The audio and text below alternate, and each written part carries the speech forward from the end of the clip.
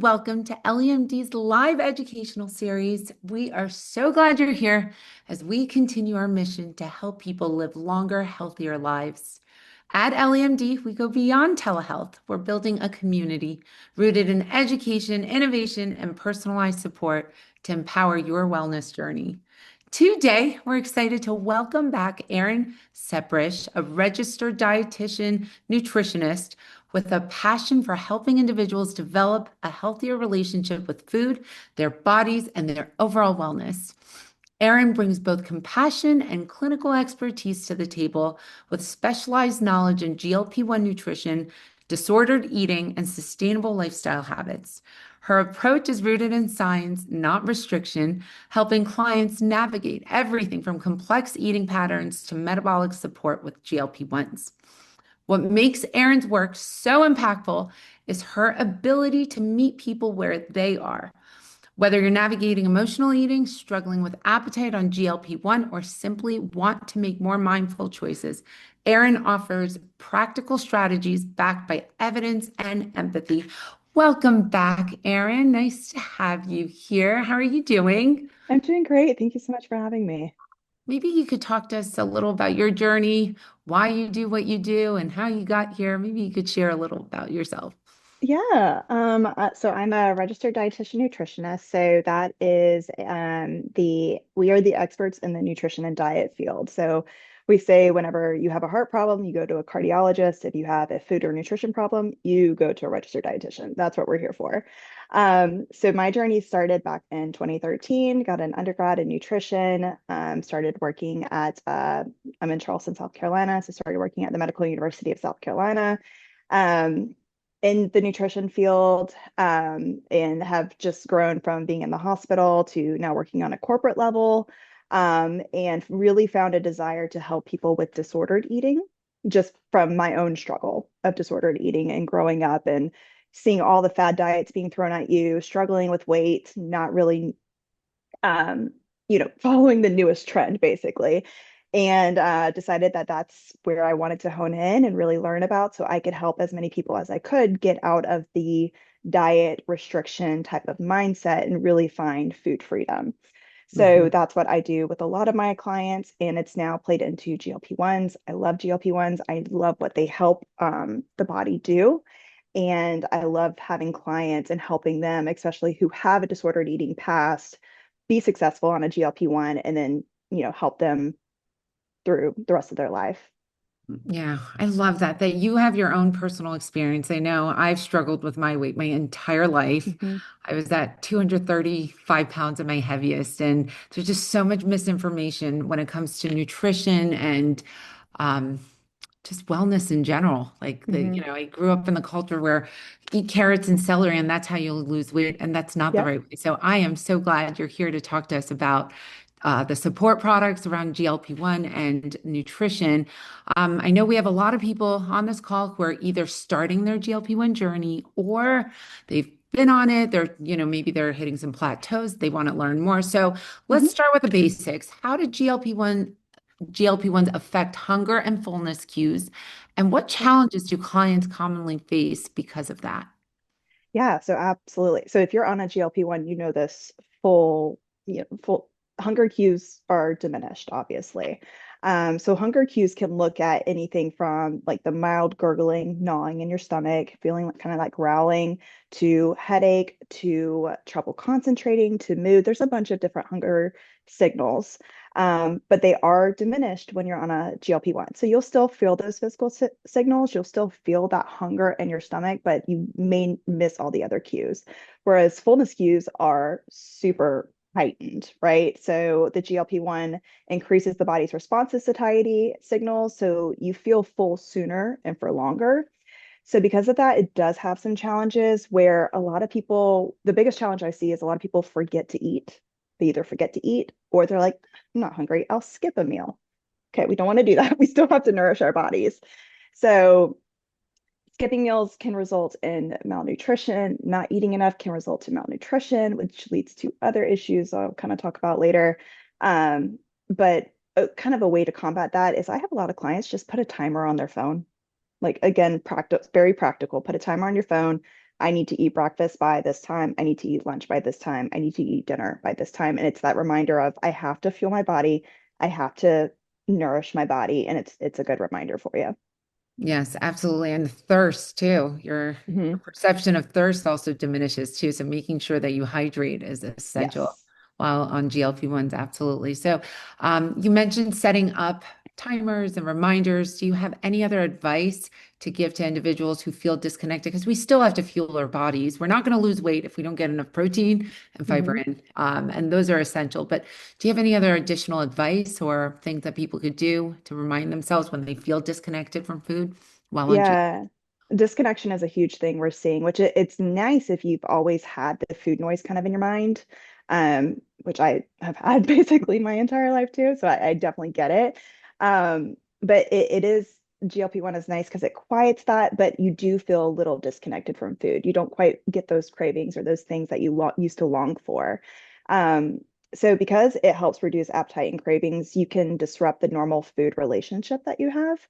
And especially if you have a history of restriction or disordered eating or even body image struggles, it could definitely be disrupted. So I remind clients that even without hunger or feeling the hunger or getting the cues, your body still has needs. And nourishment is not optional. It's what keeps us alive.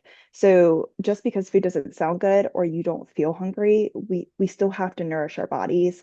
And we do it from a form of self-respect and the human need, right? So I respect myself. I want to take care of my body. I am choosing to nourish my body, even though I feel disconnected. And if someone has a history of dieting or disordered eating, GLP-1s can sometimes reinforce those restrictive tendencies, which is what I help with. So we focus on structure, not rules. This is how I need to eat. This is what my plate needs to look like, kind of reinforcing that structure, and remind them that it's about fueling a strong, capable body. That's our goal. Right. And I think sometimes, especially if you've been overweight most of your life, like I have, you think that a completely restrictive diet is how you can Mhm. lose weight the fastest, but that's not necessarily true. You actually Right. need to introduce more food, and it's protein and healthy food in order Yes. to go faster, right? Yeah, But to because you lose could the absolutely disrupt your metabolism by doing that. The more restriction, the more your metabolism is disrupted, and your body's like, whoa, this is not for me.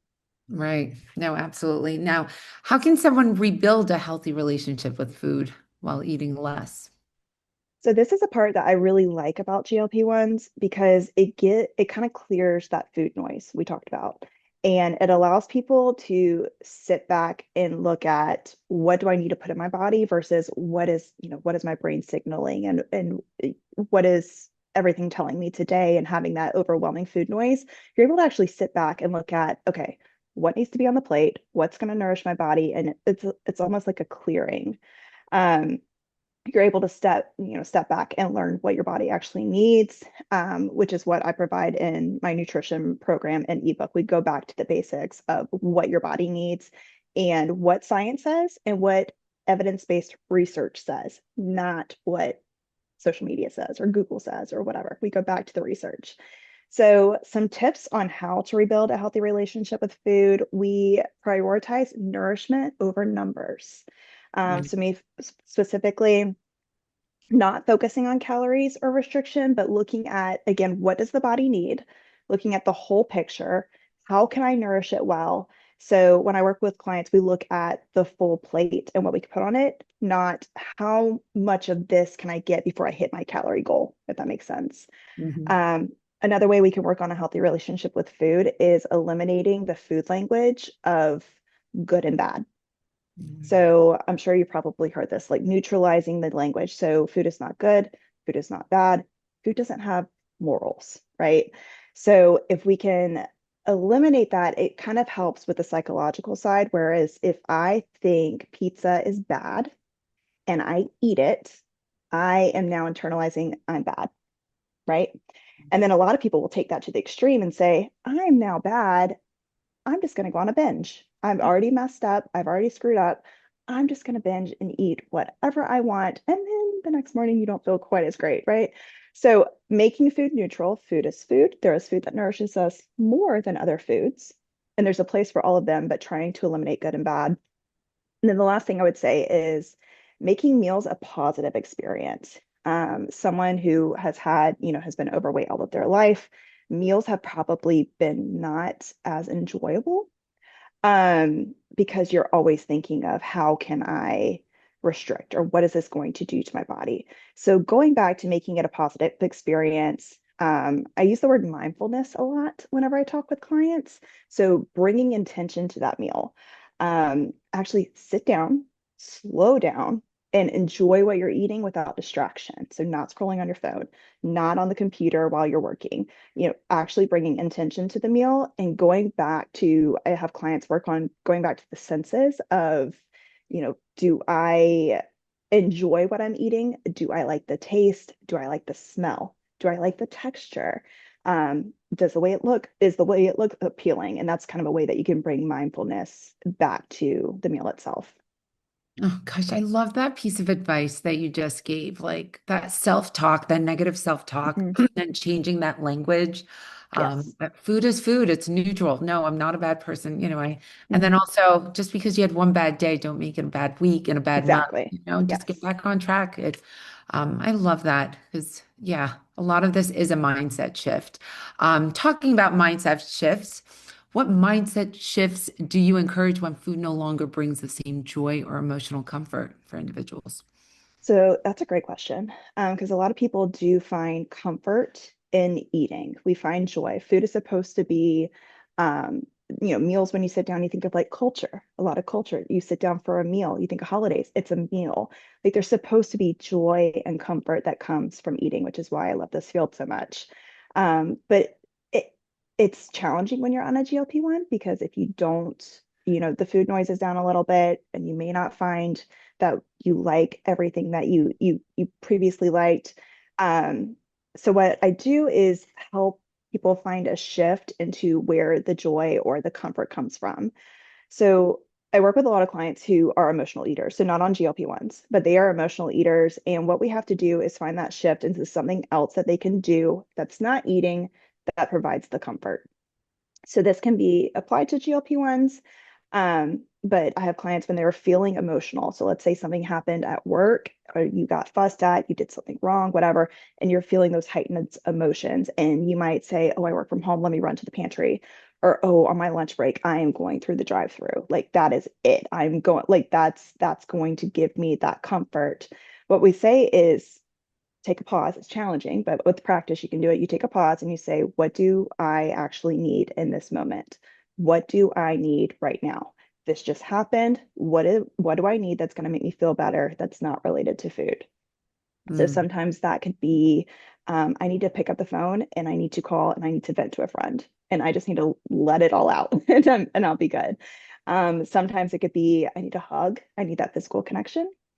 Sometimes it could literally be changing your environment. So a lot of my eating disorder clients, we have to change the environment. When you're feeling the urges or you're feeling the emotions, you have to leave the room and you have to go to another room or you have to go outside. And literally just changing locations is helpful. Because we deserve comfort, we deserve joy. So now it's a time to kind of find what other areas bring you that comfort and joy. So it could be anything from music, self-care, skincare, using the new EllieMD product, which I've been using and loving, family, movement, journaling. So replacing that emotional eating with a deeper self-support would be helpful. mm. Thank you for talking about that. And I couldn't agree more because we get this question a lot. Do I have to be on these GLP-1s for the rest of my life? And Mhm. it's like, well, they're supposed to be, do you use crutches for the rest of your life? I mean, if you're not healed yet, you have to use the crutches, and that's exactly what these are. Unless you're using it to microdose for other Mhm. purposes, longevity purposes. But I love that you're training and you're talking about the mindset shift that needs to take Yes, place because yes, you will have to use this for the rest of your life unless you shift the mindset and your relationship exactly. with food. Yeah. So thank you for touching on that. And let's talk more about nutrition, protein, and muscle. Yeah. What daily protein goals do you typically recommend to help protect muscle mass? Because we Yeah. also hear that a lot, right? Like, oh, you'll lose 30% muscle if you go on GLP-1. That is not true. So let's talk about that. Yeah, so there's actually guidelines that have come out. The American Society of Parenteral and Enteral Nutrition gave specific guidelines for folks on a GLP-1 related to protein.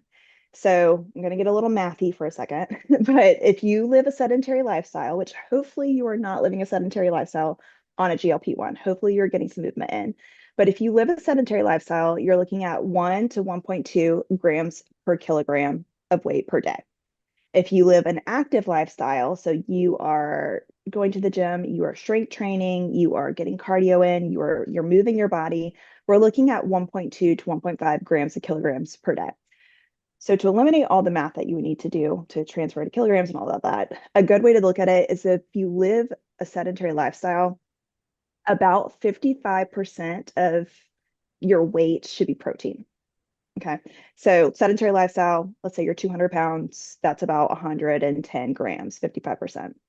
If you live an active lifestyle, which we hope you do, we want you to strength train, we want you to move your body, get that cardio in, you're looking at about 70% of your body weight in protein. So that's if you're 200 pounds, you're about 140 grams of protein. So 55% of your body weight and then 70% of your body weight, depending on how active you are, is a good way to look at it versus just blanket statement of everyone needs 120 grams. It's more related to where you're actually at. Mm, thank you for that tool. I hope everyone got that. Write it down. 1.2 per kilogram of body weight, but 120 for the average person, 120 under 30. That's actually kind of difficult if you measure, Mhm. especially when you're on GLP-1s. So you find yourself eating throughout the day just to make up for that protein. Yeah. What can you talk to us about the types of protein that are easiest to digest or tolerate when you have reduced appetite? Yeah, so with the reduced appetite on a GLP-1, you basically want to get the biggest bang for your buck, right? So we're looking for the high quality proteins. And typically those are going to be the easiest to digest for you. So um, things like, I'm sure everyone has heard of this. We talk about protein all the time. I think it's the biggest topic with GLP-1. So you're looking at eggs, fish, lean poultry, even dairy. If your stomach does tolerate dairy, it's a great source of protein and is easily digestible as long as your stomach tolerates dairy. A great rule of thumb that I will tell clients is bone broth is an excellent source of protein. So one cup of bone broth is 10 grams of protein. And that's easy. That's sipping. So for folks who are having like the nausea or any type of GI discomfort, sipping on some bone broth is a way to get the protein in to where you're not having to sit and force protein. Mhm. And then you have plant-based proteins like tofu, lentils, seeds, nuts. Beans are a great option, but sometimes they can get a little, depending on how many beans, you can get a little bit of GI discomfort, depending on how many beans, just the way that the body digests. And I'm just trying to think what would be difficult. So things that would be difficult to digest protein wise would be like red meat, any type of fried meats we want to steer clear of, processed meats like bacon, sausage, deli meats if they have additives in it. And then again, like the large amounts of beans are going to be a little bit harder to digest. Just for our knowledge and purposes. And by the way, good call on the bone broth. It's a great source of Mhm. collagen too. So you Yeah. get your collagen and you get your protein. And it's so like how many grams of protein does an egg have or a chicken or just so we understand how much of this you have to eat throughout the day to get your meet your 110, 120 grams. Yeah, so it really just depends on the size. So I believe an egg is 7 grams if it's a large whole egg. Um, but looking at like a really great option that I tell people is like a can of tuna. So albacore tuna is considered a whitefish. It's very easy to digest. One can of tuna is 20 grams protein. And that's very easy. A can of tuna is easy to mix into salads, or you can make your own little tuna salad out of it, but that's easy. Um, an egg would be like a whole egg, not just egg whites, is going to be about 6 grams. Um, if you're looking at chicken, depending on the portion, you're looking at like 10 grams. So it really just depends on the portion size of how much you're putting in. But as far as very, very easy, eggs are typically easy. Like I said, 6 grams each. Um, And then that tuna is a big one that I tell people because one can is 20 grams. So that's a good way to just knock out a very large portion and you get healthy fats from it too. Yes. Well, that sounds like a lot of work. Do you know how many eggs you have to eat to meet your 100 grams? But that's why you have to eat throughout the day, I suppose. Yes. Do you suggest protein supplementation or whole food first? And when is it more appropriate to use one over the other? Okay. It's a great question. So as a dietitian, I'm always whole foods first if you can. When because you get so much more. I'd rather eat the apple than drink the juice. I'm always, you get so much more out of it. So that's for a typical client. If you're on a GLP-1, I know how difficult it is to try to get in as much as you can. And like I said, that 120 is pretty high. If you are at a lower weight or a smaller body, it's lower than that. So you don't have to shoot to that 120. But that on a GLP-1, I would say a protein shake, maybe one a day would be helpful. I know with EllieMD, you get the protein shake. I've tried it myself. I have the chocolate, it's delicious. The 29 grams of protein is a great way to just knock it out. And that's something you can sip on. It doesn't necessarily have to be a meal replacement. It's great for like a post-workout to help replenish your muscles, but that's something that you can easily sip on. Plus, the EllieMD protein powder is great because it has the 4.5 grams of fiber, which fiber, we need for GLP-1s. It has the 3 grams of collagen, which is wonderful, and then B vitamins and a probiotic. So it's a great option from a nutritional perspective. But I think protein supplement, as far as a protein shake of some sort, would be great on a GLP-1 like once a day. I don't want all 3 meals protein shake. You need more than that. I remember when I lost the weight on my own before gaining it back after childbirth, and then Mhm. having to lose it again with GLP-1s. But when I did it on my own, I remember, and I'm not suggesting this, but if I did nothing else and I put four of those, protein shakes that come ready, pre-made from Costco, I Mhm. would buy it. If I drank 4 to 6 of those, I would lose weight. The days Mhm. that I wouldn't do it, my weight would kind of stagnate. So I can't emphasize protein enough, and especially for people who are hitting plateaus, increase your protein and see, like, Mhm. are you still at a plateau? Maybe your body just needs more supplementation and nutrition, and protein's essential. Like Yeah. everything in the body's made out of protein, amino acids, peptides. You guys know about peptides. Well, your body is made of them. So it's essential. Very, very important. Thank you for Yeah, talking to us and if about. you're hitting a plateau too, there could be other things like underlying things too, which is why it's working with someone one-on-one to actually see what are you putting in your body. Maybe you don't tolerate something and you're pushing it and trying it. So there's a lot of things that you can do rather than I've hit a plateau, I'm frustrated, I give up. We don't want to do that. Well, this piggybacks off the last question, but how do you help your clients get enough protein when they just can't meet those protein requirements? Yeah, so kind of what we talked about. So high quality protein when at each meal. So basically every time you eat, we need to be having a protein. So I never want anyone just snacking. I always tell people, even if you have a snack, we do protein carb together. It helps regulate blood sugar, it helps with digestion, it helps with satiety. So I never want you to just eat the apple. Yes, it's high in fiber, it's great in micronutrients. It's giving you what you need, but we got to pair protein with it because it helps with your digestion, it helps with your metabolism, it helps with your blood sugar. So every time you eat, there needs to be a protein involved. I never want you just snacking on the apple or the crackers. We got to pair something with it with protein. So the peanut butter, the cheese, something that's going to go well. So every time you eat, always have a protein.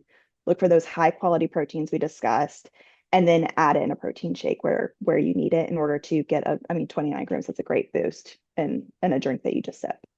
Hmm. Well, I'm also trying to read the questions. By the way, Letitia, I don't know, I don't know what you're doing, but I love that you're summarizing our conversation in these little blurbs. So thank you for doing that. But Stacy asked, what are some of the quick prep things you recommend when you don't feel like preparing a full meal? Mhm. I am very and I I am very, very easy. I also work with a lot of college students, so who don't cook. Easy prep things.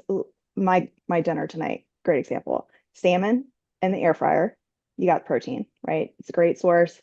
Um, so having something on hand to where you can literally throw in the air fryer. The air fryer is my best friend. I'm sure it's on Amazon Prime right now. You can get one. But salmon, I love the 90-second bags of like whole grains. So there is one where it's not just brown rice, but there's like quinoa and bulgur and all of this. You get a really great high grain or high fiber grain, and then air frying another veggie. So air frying green beans is what I had. So salmon, green beans, and then a 90-second, rice pack, portioning it on your plate, and that's really easy. So I love having um, easy proteins like that are in the fridge that you could pick up from the store that are already kind of pre-portioned, easy to cook in the air fryer. Those cans of tuna, lifesaver. Um, and having freezer packs of vegetables that you can just throw in or fresh veggies, throwing them in the air fryer, and then those 90-second packs of, again, not just looking at like white rice, but we want to get something that has a little bit more oomph to it. So we're looking for like the high grain um, packs that have like multiple things in them, or we're looking at like the brown rice packs. Um, or if you do a pasta as your carbohydrate, looking for one that's whole grain, or even a protein pasta, like a chickpea pasta is a great option. So lots of pantry staples that you can keep, and freezer staples that you can keep to where you can throw a meal together in, less than 10 minutes. And if there's anything you guys do, or if you have any recommendations, put it in the chat so everyone else in our community can see and we could share with one another. Now, as far as supplementation goes, we talked about protein, but what supplements do you recommend to individuals who are on GLP-1s? Yeah, so love this question. It's very important because a lot of people I've talked to, they're like, my hair's falling out. Like, well, are you taking a multivitamin? Um, Anyone who's on a GLP-1, I think it's a non-negotiable. You have to be on a multivitamin. You have to be on some type. And then I also put people on calcium to try to help with bone density. So when basically when we're on a GLP-1 and we're eating less, there could be a lot of nutritional gaps whenever we're eating less, and which could lead to malnourishment, which then leads to indicators like your hair is falling out, your hair is thinning, you have fatigue, you have low energy, mood changes, dry skin, brittle nails. All those things are pointers to malnourishment. So that means you're not eating enough, and we need to put a multivitamin in there so that you're hitting those nutritional gaps. And then again, I would suggest also calcium. Calcium. Thank you for that one. Especially as women, we suffer, Yes. especially women who have had childbirth or have had multiple births. I mean, that sucks a lot of calcium out of your bones. So very, very important, ladies, Mhm. supplement with calcium. Now let's shift to gut health and fiber. I keep seeing this question pop up in the chat. How many grams of fiber? How many grams? We're going to get there. Um, how does fiber support digestion and metabolic health when you're on GLP-1s? Okay. So fiber is super important, and I think that's what's missed. It's missed in the American diet, period. It's definitely missed on GLP-1s. I think everyone focuses so much on protein, which yes, it's important, but we got to have fiber too. So the general recommendations for fiber is minimum 25 grams a day, which is quite large on the American diet. So we're shooting for 25 to 35 grams of fiber per day.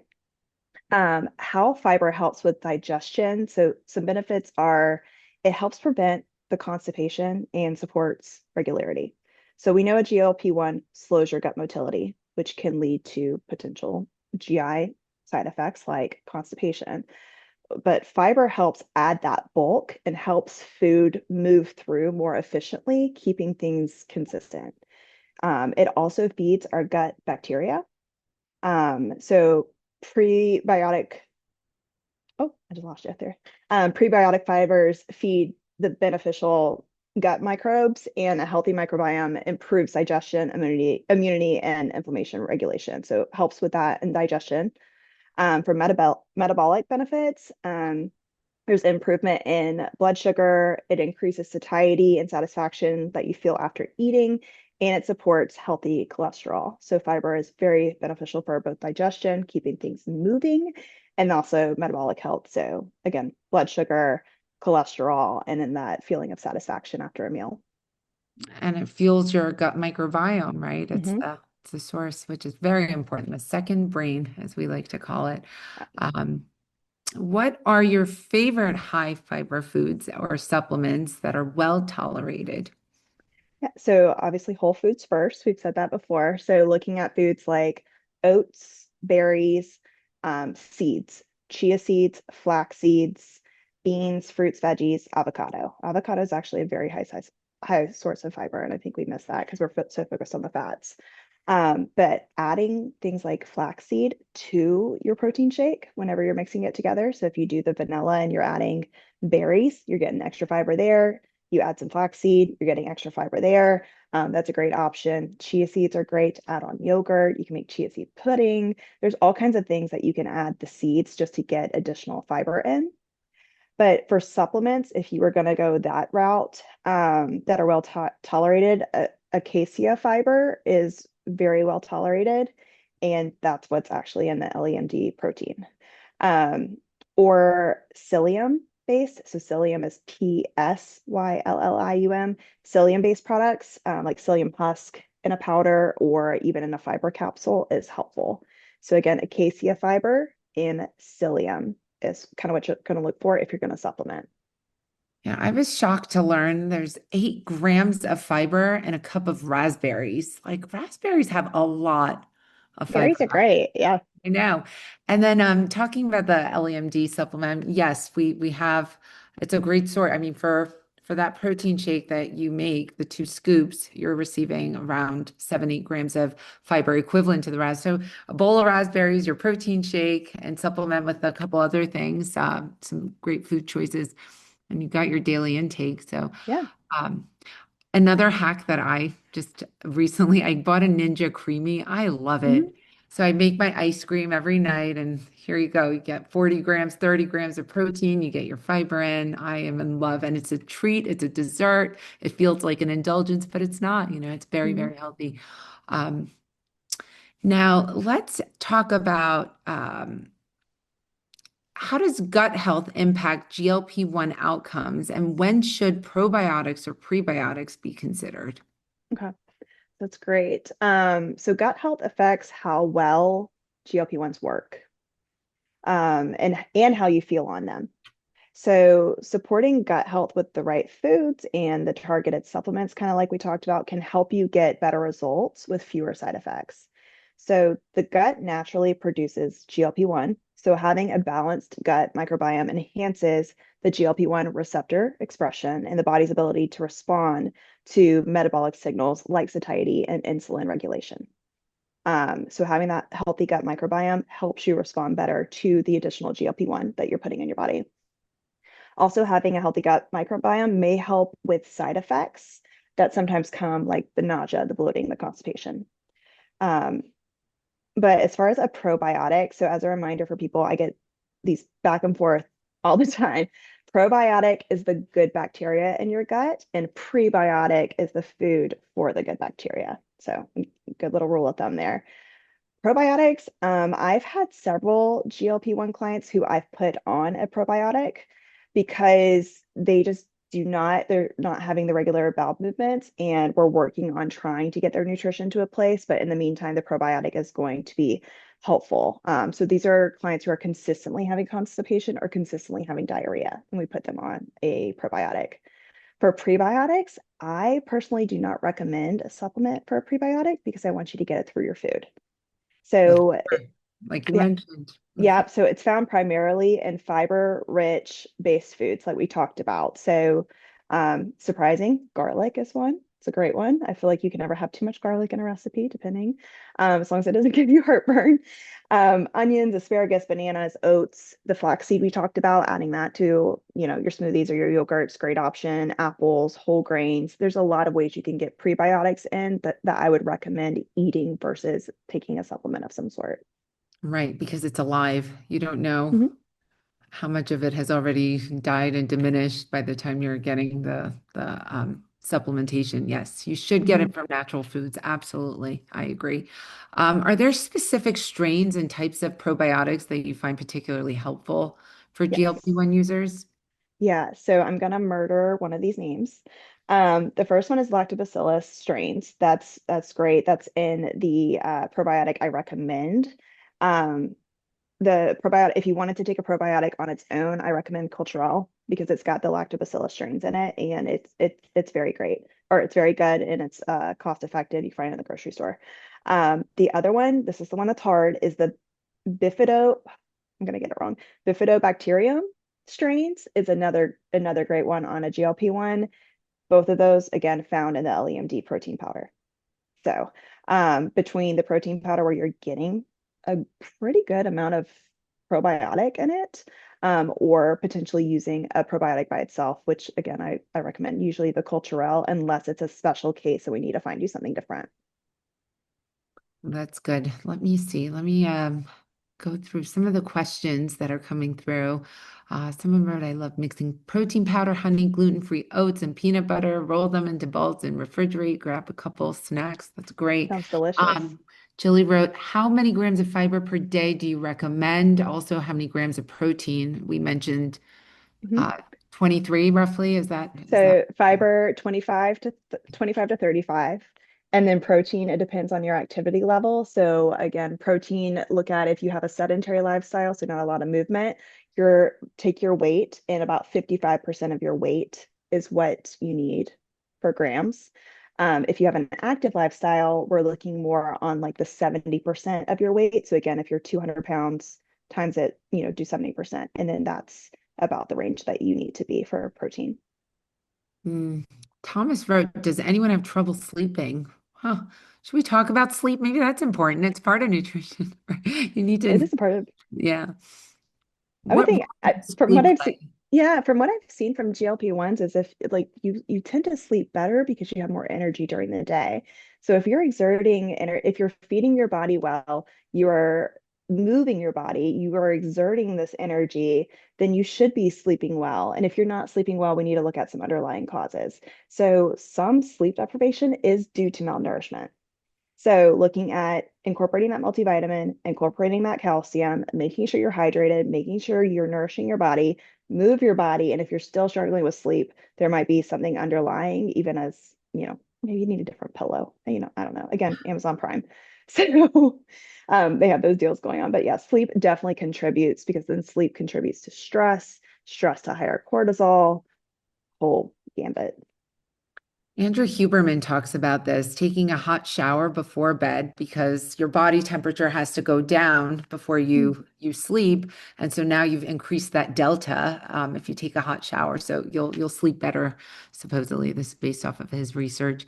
Um, Tiffany Kruger is asking, do you ever recommend supplementing with essential amino acids? That's a great question. I have not, but I will make a note um, and look into it. Essentially amino acids. So supplementing, I'm assuming in like the protein aspect of it, the essential amino acids. We'll see. I'll make a note and check into that. We'll come back to you, Tiffany.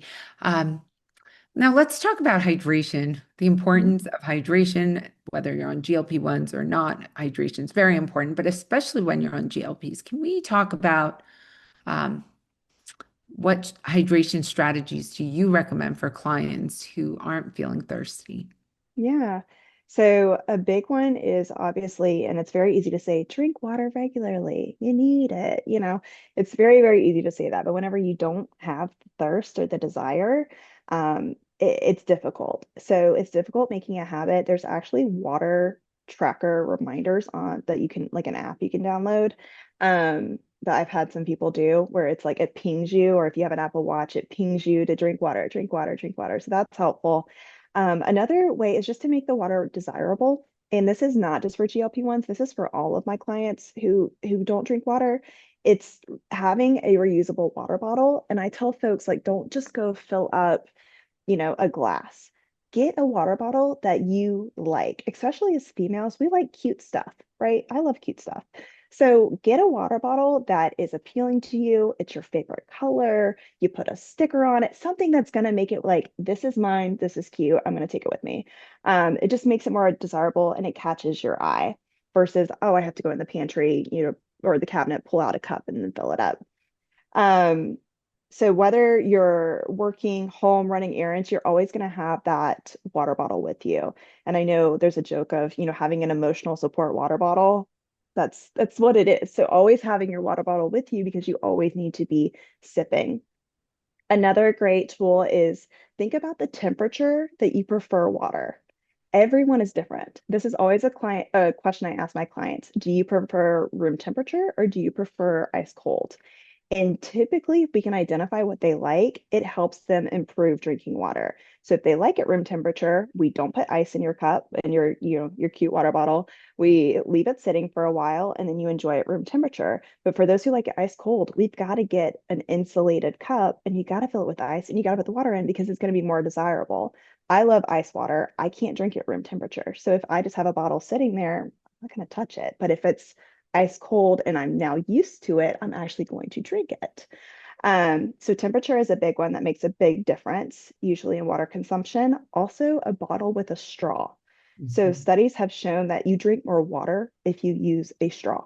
So having something to where you can put a straw in is helpful because you're naturally, as you drink, you're drinking more water from a straw than you are just a normal gulp.